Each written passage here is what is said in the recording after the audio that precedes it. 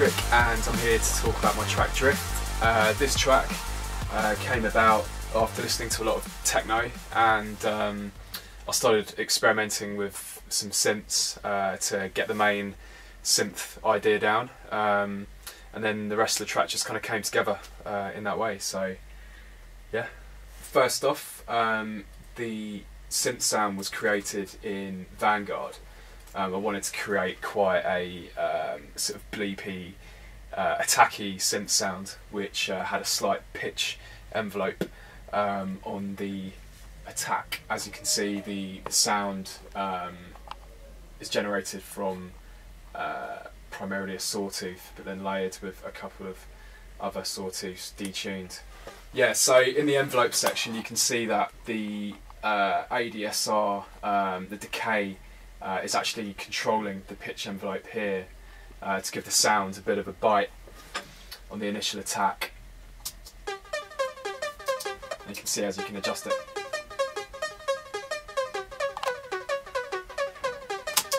And one of the main ideas behind the track was to take the sound and kind of evolve it and morph it as it progressed. To add some intensity to the sound, I automated the reverb, so as it approaches the end of an 8-bar sequence, you can hear it getting more and more enveloped in reverb. So when it kicks into the next 8-bar sequence, the reverb suddenly drops out and you hear the sound dry.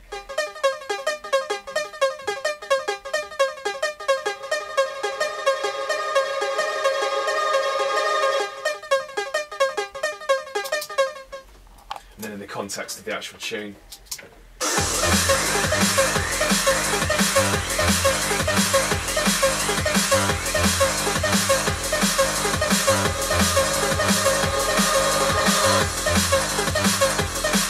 Now what I actually did to make that transition a bit more effective was to bounce down the 8-bar sequence as audio and then chop the end of the audio, so the reverb cutting out was much cleaner. So as you can see here, I've actually bounced down the audio into 8-bar sections.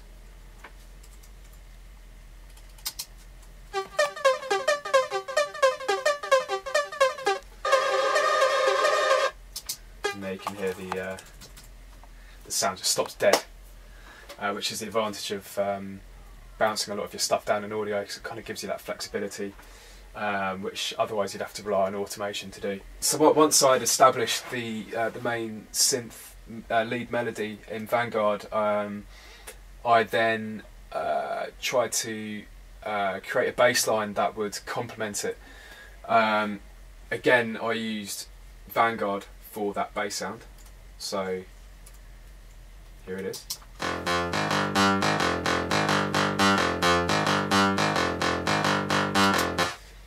As you can hear, it's quite a metallic sound, and I tried quite a few different synths to achieve this, but I found that Vanguard came as close to what I had in my mind. The dry bass sound itself is quite a simple square and sawtooth layered together. And there's a filter envelope with quite a short decay on it to give it that kind of bitey sound. Now to give it that added metallic edge, I sent the sound to a bus which has on it a space designer. I used the preset here, Small Wet Room, which is a 0.2 second reverb time.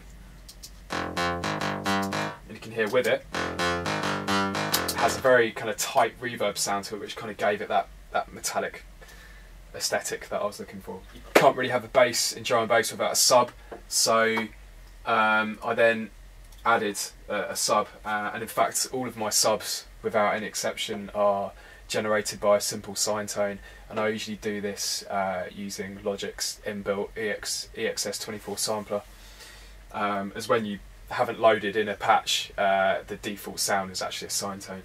So as you can see here, I've just used a very basic MIDI programmed subline which follows the same pattern as the Vanguard bass.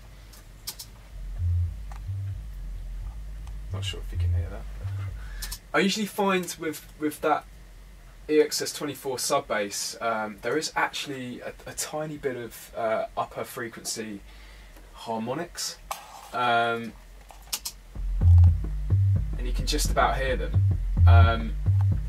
Now I don't know if this is the right or wrong thing to do, but normally, just to make things a bit cleaner, I put a high cut on the sub just to remove those. As you can see here, I've just used the Logic's channel EQ to make a high cut at 112 Hz. I'll then sidechain that sub quite heavily to the kick and the snare.